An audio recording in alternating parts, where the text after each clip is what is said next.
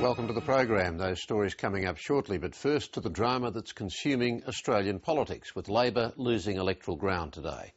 We'll be updating the count in vital seats with Anthony Green in a moment, but the three independent MPs whose place in the Parliament is already assured today began fleshing out what they'll seek from their negotiations with Julia Gillard and Tony Abbott. Tony Windsor, Rob Oakeshott and Bob Katter held talks in Canberra late today as a precursor to their first face-to-face meeting with the two leaders tomorrow.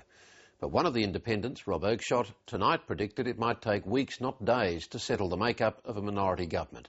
Political editor Heather Hewitt reports.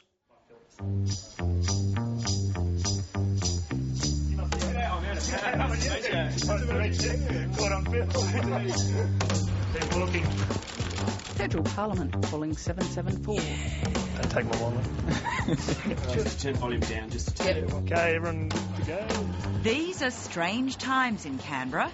The independents, who have long struggled to have their voices heard in the House of Representatives, and the brand new Green member, who's yet to even sit in the chamber, suddenly find they're the stars of the show. I've just met Rob Oakeshott briefly before. Everyone wants to talk to them, and it seems their every utterance is scrutinised. We don't want to be going to the polls again sometime soon. I think it is important to have a stable government that will last the full term. Greens member Adam Bant is maintaining he wants to work with a minority Labor government. With votes still being counted in undecided seats, what worries independent Rob Oakeshott is that the first party able to put together 76 MPs to support it may not be a stable minority government. I am concerned about 76 being the highest number I can see anyone getting to.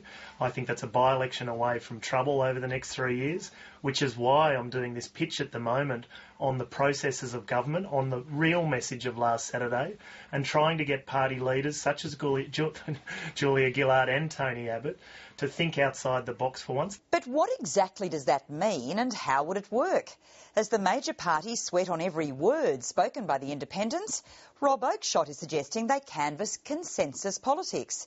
This is not how Canberra does business. I know that Julia Gillard and Tony Abbott are friends, and it might be about time for a few phone calls between those two in the interests of the nation to take place, so that we can just at least explore some of the multi-party options that could form an executive and get us beyond 76, which is a very tricky figure for the next 3 years. You're saying you would like to see Malcolm Turnbull serve with a Gillard government or Kevin Rudd serve in an Abbott government, for example. Yeah, and they're the two examples I've been publicly throwing out there, and I know I'm being cheeky. Cheeky or just plain unrealistic?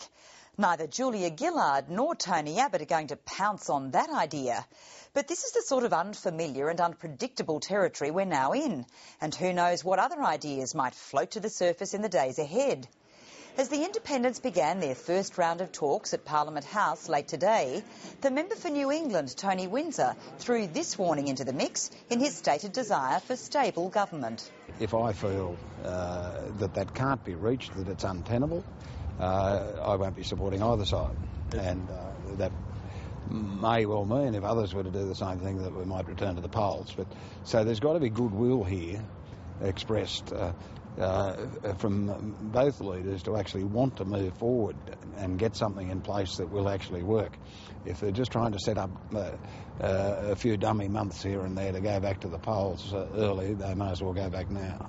As for the Queensland member for Kennedy, Bob Katter, who flew in this afternoon in his trademark hat, he still seemed to be nursing long-held grudges against the coalition he'd fled. Tony's mob were in there for 12 years.